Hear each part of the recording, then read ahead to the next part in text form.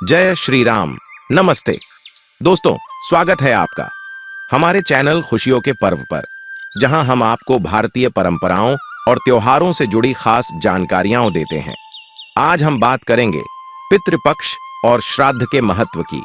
साथ ही जानेंगे कि पौराणिक काल से इसका क्या ऐतिहासिक महत्व है, और अंत में आपको कुछ महत्वपूर्ण मंत्र भी बताएंगे जो श्राद्ध अनुष्ठान में प्रयोग किए जाते हैं। अगर आपको यह जानकारी उपयोगी लगे तो हमारे चैनल को सब्सक्राइब जरूर करें।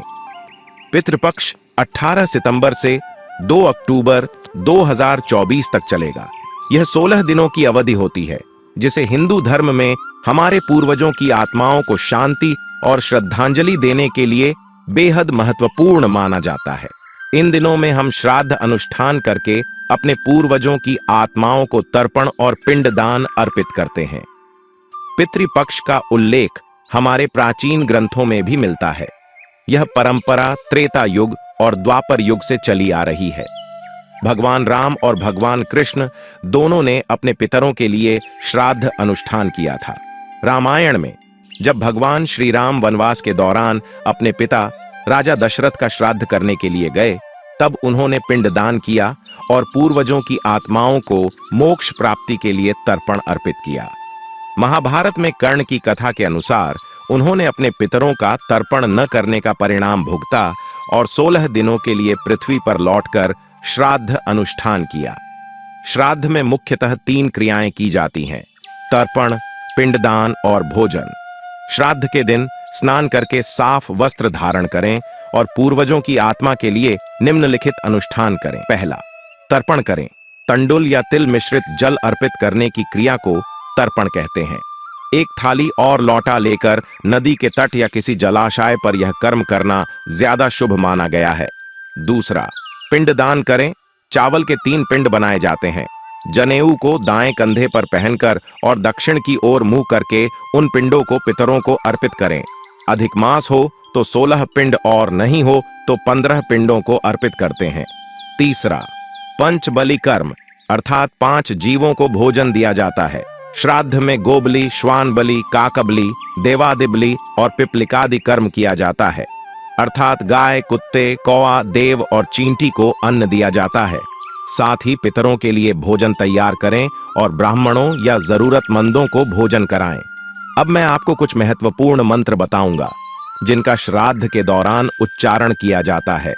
इन मंत्रों का जाप करने से पूर्वजों की आत्माओं को शांति प्राप्त होती है और हमें उनका आशीर्वाद मिलता है। तर्पण मंत्र इस प्रकार है, जिसका अर्थ है, हे वसु, रुद्र और साध्य देवता जो पितरों के साथ हैं, कृपया मेरी इस जलांजलि से संतुष्ट हों। पिंडदान मंत्र इस प्रकार है, जिसका अर्थ है, देवताओं, पितरों और महायोगियों को प्रणाम है। यह अर्पण स्वधा और स्वाहा के रूप में उन्हें समर्पित है। तर्पण मंत्र कौवे, गाय और कुत्ते को अर्पण करते समय इस प्रकार है, जिसका अर्थ है, सभी पितृ देवताओं और महायोगियों को प्रणाम, कृपया इस तर्पण को स्वीकार करें।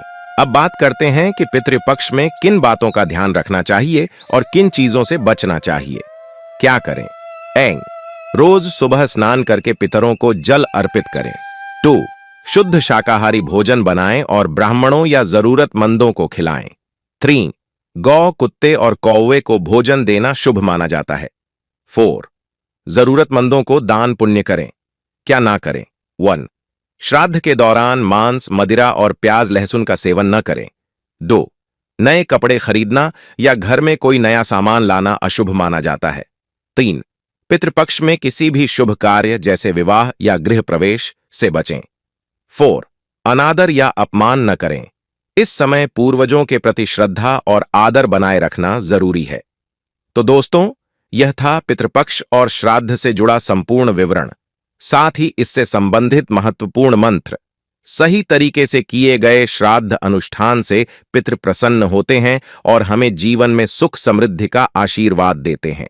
अगर आपको यह वीडियो अच्छा लगा हो तो इसे लाइक और शेयर करें और पितृपक्ष में अपनी श्रद्धा व्यक्त करते हुए कमेंट सेक्शन में राधे राधे जरूर लिखें। इस तरह की जानकारी के लिए हमारे YouTube चैनल खुशियों के पर्व को सब्सक्राइब करें। राधे राधे, धन्यवाद।